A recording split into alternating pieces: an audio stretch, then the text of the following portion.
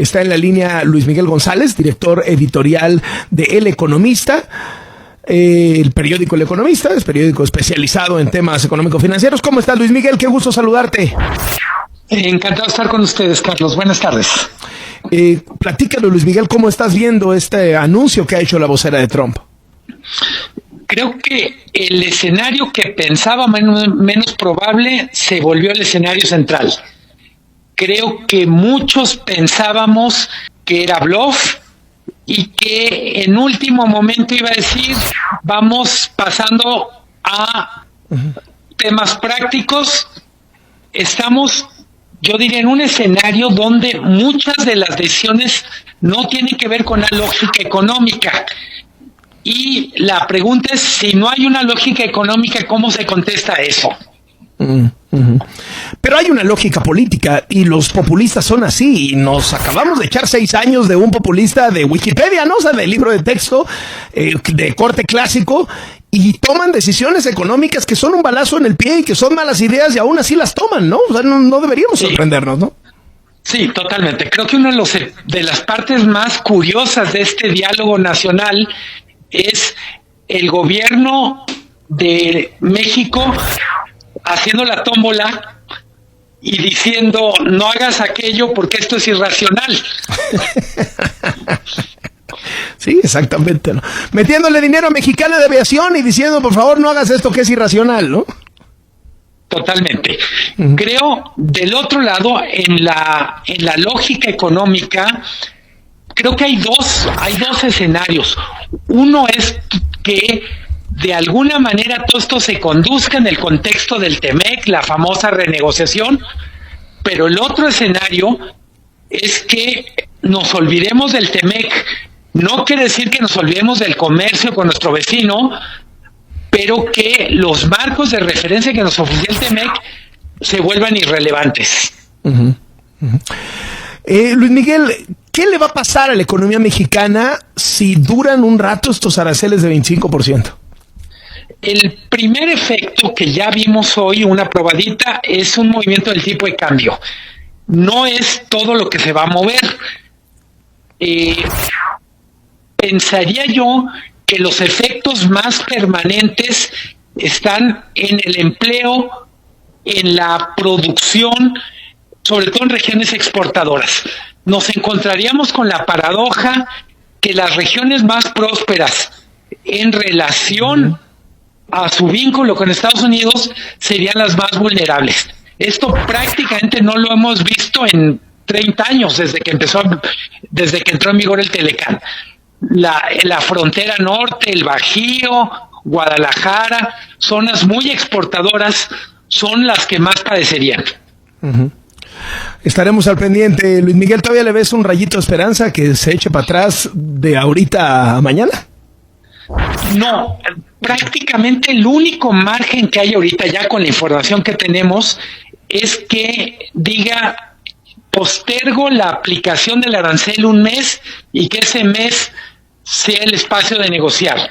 El otro escenario, la implementación inmediata, traería más o menos entre 2 y 3 semanas de implementación. Pero en cualquier caso es muy poco margen. Es decir, el mejor escenario es que estemos negociando todo el mes de febrero en condiciones, yo diría, muy delicadas, porque tendría la ventaja de sorprender, pero también la ventaja del peso. Nos estamos subiendo al ring con un boxeador de peso completo y nosotros somos un boxeador peso pluma, peso mosca. Ese es el tipo de negociación en la que vamos a entrar. Muchísimas gracias, Luis Miguel González, director editorial de El Economista. Gracias por estos minutos para W Radio. Buenas tardes. Buenas tardes, Carlos. Hasta un luego. abrazo.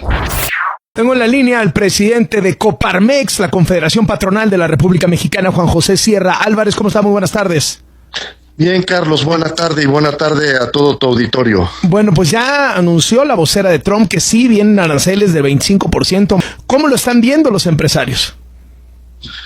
Bien, Carlos, comentarte que por supuesto estas decisiones unilaterales, que como bien dices, ahí está la amenaza latente para el día de mañana, Coparmex rechaza estas decisiones unilaterales por lo que representa para nuestro país. Por supuesto, en un tratado de libre comercio con reglas claras, con paneles de controversia, con beneficios para los tres países, pero bueno, es una realidad.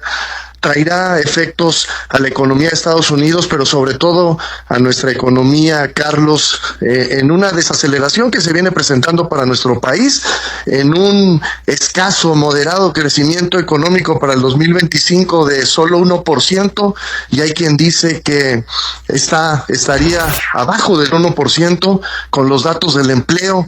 Creo que esto aumentaría nuestra desaceleración económica con estas consecuencias graves para la economía de nuestro país en temas de inflación, de alza probable en tasas de interés, de la relación peso-dólar en un tema de devaluación también. Y algo que también preocupa, Carlos, y hay que hablar, es el tema de la calificación de la deuda soberana de nuestro país, de la deuda de México. Por lo tanto, pues sí, vemos que traerá consecuencias a la economía de nuestro país y tenemos que estar preparados con acciones firmes. Lo dijimos, México tiene que hacer su trabajo, tiene que hacer lo suyo con acciones contundentes, firmes, estratégicas, redoblando el tema de la diplomacia.